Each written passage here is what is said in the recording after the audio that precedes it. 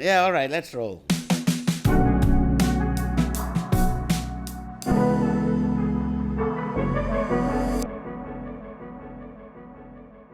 In today's episode, we are going to be talking about a controversial topic, confrontation. Who enjoys confrontation? Pretty much no one. So, as someone who has been learning from Dr. Sri for many years, I can tell you that he is a huge proponent of confrontation to build deeper relationships. It sounds a bit contradictory, right? Confronting someone to build a better relationship with them? Well, that's what today's life hack is all about. So, welcome again, Dr. Sri Vijay. Confrontation, it sounds like one is about to go into combat. So is this a misunderstood term? And can you explain what confrontation actually means?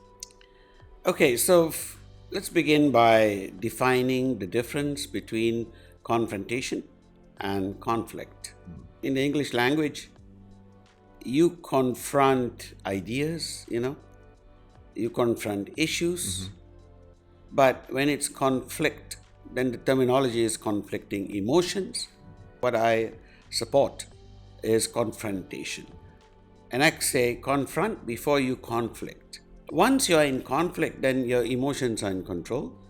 There is no rationale, rhyme, or reason driving it anymore. You end up basically self-destructing more than anything else. So emotional decisions are simply decisions that are doomed to failure. All right. So decisions that are rationally derived and driven are the decisions that one should live by. So confront because you don't want a conflict. My suggestion, or actually my constant guidelines to my staff, is simply to say, confront immediately. Confront as it stands. Because more often than not, the issue at that point is so slight it would not even count. But when you kind of bury it deep in the mind, that same issue builds. And when you end up in a conflict, you can even forget why you are in that conflict, why it all began. It's so ridiculous, but that's how it is. Right. So how do you think you can use confrontation to improve a relationship? Let's not say on social media, just between business partners, spouses. How is confrontation there? How can you use confrontation to build that relationship? Confrontation is very much like practice. All right.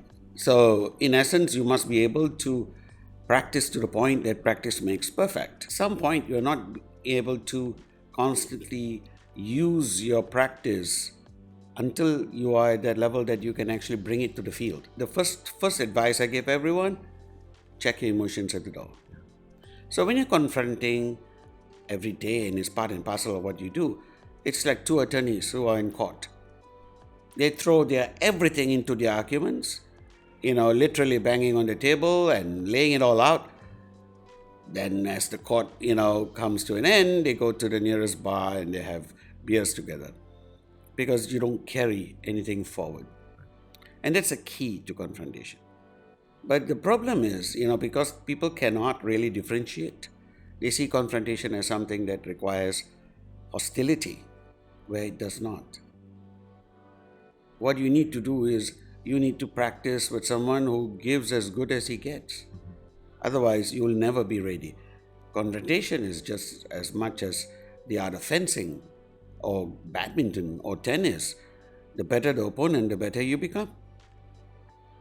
So you don't want to practice with someone who is being nice to you. You want to practice with someone who is giving hell to you because your game improves. And so the key is surrounding yourself with people that you can practice with. But if you look at it from a bird's eye view, the way you confront is you're always about the issue, and the ego is just blinding us to that. Like you mentioned, those shields. So can you give us maybe some ground rules of confrontation so that for those of you that are out there listening and watching, you understand that there is actually a process to this, and you shouldn't skip a step lest you jump right into conflict again, right? So what are the ground rules, Dr. Sri Vijay, to confrontation? The first will be pack your emotions at the door. It's as simple as it is. I mean,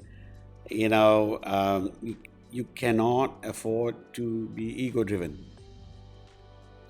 So if you pack your emotions at the door, you are rational about it. Second, all right, never confront the person. Confront the issue. And that must come out in your terminology, right? As opposed to saying, you were stupid. You take the you out of it and say, that was a stupid, tactic. That strategy is not one I would have, used myself. Hence, you're not taking the brunt of it onto the actual act as opposed to the individual. The third is, in effect, taking the confrontation into a specific mode where you are able to relate. If you were to, for example, you can't deal with a confrontation without having 2 or 3 other people. Right. Or one-on-one tends to be difficult. One-on-one is difficult, especially if the other person is not listening. Exactly. The ultimate thing here is never confront somebody you cannot uplift. So whichever way you cut it, the person who's being confronted will more often than not feel in some way or the other, affronted, upset, hurt, call it what you like. Usually it's about the ego being bruised. But there's always a way to uplift that. There's always a way to come back to remind him that this is not about him. And if there is one rule that one must constantly follow throughout this entire process, do unto him as you would expect to be done unto you. And it's a simple rule to follow, right? So I say confront with love. Kindness is the new cool, as my son's t-shirt says. It works. Yeah. So in closing, what would be that one life hack that you would want our younger generation to take away on how to get started with confrontation and how to become comfortable with confrontation? See, confrontation is ultimately about responding and not reacting.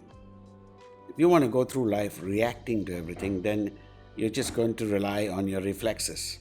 Confrontation is about responding. Responding means thinking it through and using your mind as opposed to just swatting a fly as a response. Knee-jerk reaction. Exactly, Right. knee-jerk.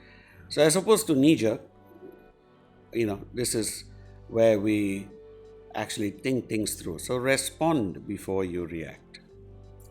That was Vijay. Thank you so much for this. I think our major takeaway, of course, is all about that response instead of react. That was Vijay. Thank you again for this time with us, and I look forward to the next episode. Thank you so much. Absolutely.